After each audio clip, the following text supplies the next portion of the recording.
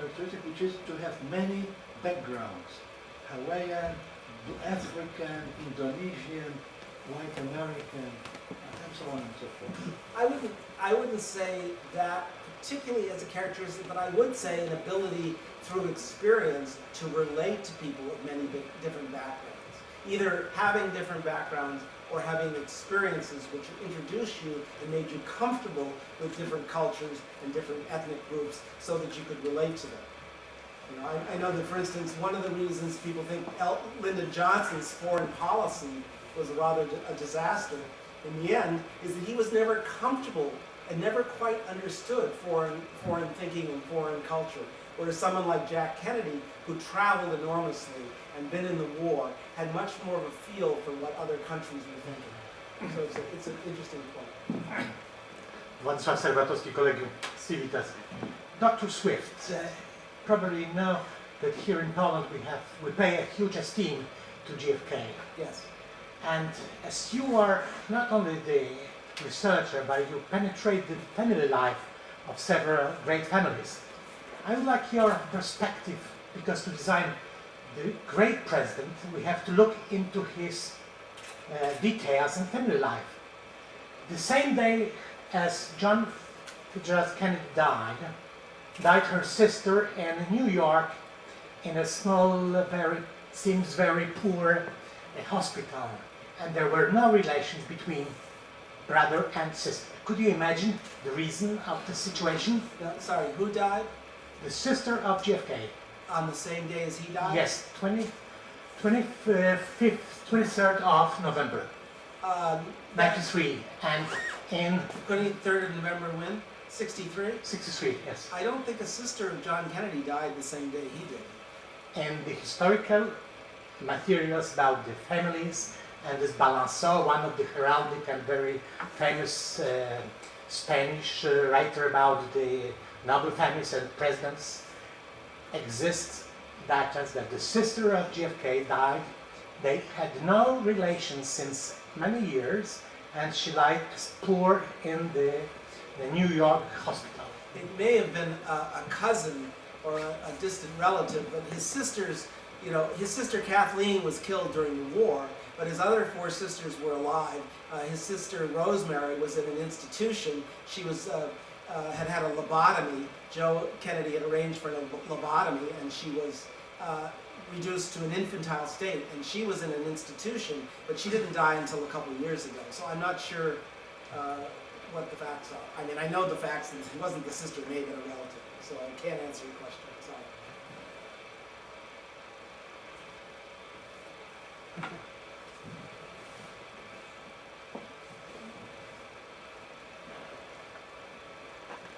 You know, I've been often wondering why, you know, about democracies and about our leaders. And I wonder that if another characteristic could be decency, a simple human decency. And I'm thinking about Jimmy Carter, a man that was a poor president in many ways, that couldn't, you know, realize his vision, but he was decent.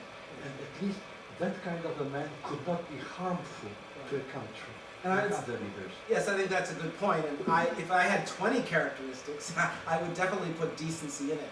And Jimmy Carter, I would say, probably, arguably, is our greatest ex-president in terms of all he's done for world peace and various things he's done. So he is a very decent man, and I think quality of decency is something that the American people do look for in a president. And when they watch the presidential debate, they look very much for that. And it'll be very interesting to see what happens as a result of this debate. Now, I don't know if any of you know, but the latest poll came out, the Gallup poll today, indicating Obama 50%, McCain 42%. And that shows that since the debate, there's beginning to be more of a shift towards Obama.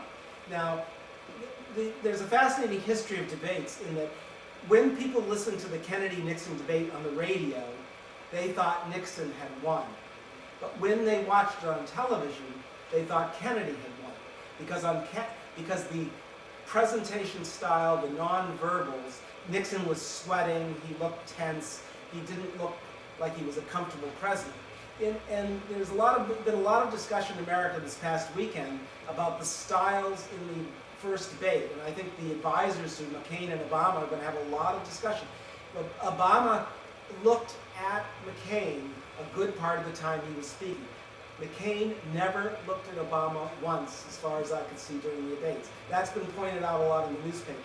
There was also some edges of confrontative, irritated. You know, McCain said about 5 times, "You just don't understand." Obama just doesn't understand. And they had focus groups. When they had these clickers, they were giving their attitudes, and whatever McCain would say, "You just don't understand," his ratings would go down. So they have ways now of measuring immediately, and then after the fact, how people respond emotionally to the demeanor and the style of the president. So it'll be interesting to see over the next week or two, but the initial response, what people say that McCain won the debate on foreign policy, Obama won the debate on domestic policy, and it was essentially a draw, a tie. But the voters, the first initial reactions were that Obama won the debate 51 to 38%, and that perhaps is showing the effect of the subtle, emotional, even the question of decency, which would be an extreme, but that notion is there in rating how people assess the interaction. So it'll be interesting to see. I know Gore won the debate, Kerry won the debate, but again, the personal quality of the person that came out turned the American people off, even though they won on points. So going into the next 2 debates, both of them have got to be aware. Now, Obama made a mistake, apparently, of saying, when he talked about the middle class, he didn't say we, he said they or you. So he distanced himself a little bit, and I think that's a mistake. I think one of Obama's, in terms of decency, Obama comes from the head, you know? And one of the things I noticed in the debate is he stopped doing the most irritating thing he does, which is He stopped that for this debate. But he has to learn to do what McCain does. He has to come from his heart, so the American people feel he's speaking straight out from the heart to them and reaching out to them. Sometimes he's a little bit too much from the head, but of decency. Yes, these two. He's first. Yeah. Hello, my name is Damian Felix. I'm an English teacher, and I would like to ask you a personal question. Have you ever contemplated running for presidency? And if so, what obstacles have you met with? You mean me personally? Yes. Well, first of all, no, I haven't, because I have 2 careers which keep me extremely busy. I am a psychologist, which means that I'm a therapist, and I have a full practice of people who come to me with their personal problems, and I also write history, so I have no time. But maybe a little local government, that kind of thing, and I've been involved with, stuff. I contribute to my community, but I haven't thought of running for office. But the obstacles would be, I don't have enough experience. Maybe I have the judgment, I don't know. But thank you. Mr. Swift, my name is Fabrizio Carota, I come from Italy, and I was wondering how much could personal relationship between leaders, how much this relationship could affect the work of a president. I say this because our Prime Minister, unfortunately, agrees with everybody. So if Putin says something, Mr. Berlusconi will say, I agree with that. If President of Iran says something, of course I agree with that. So he agrees just with everybody because he says he's friend with just the whole world. So do you think there is a difference between personal relationship and work? So you think there's a wall between these 2 things? There should be a difference actually. So friendship is one thing, your job is another thing. Right. So how much do you think that Obama will try to be just a president, or will try to make friends, so to speak?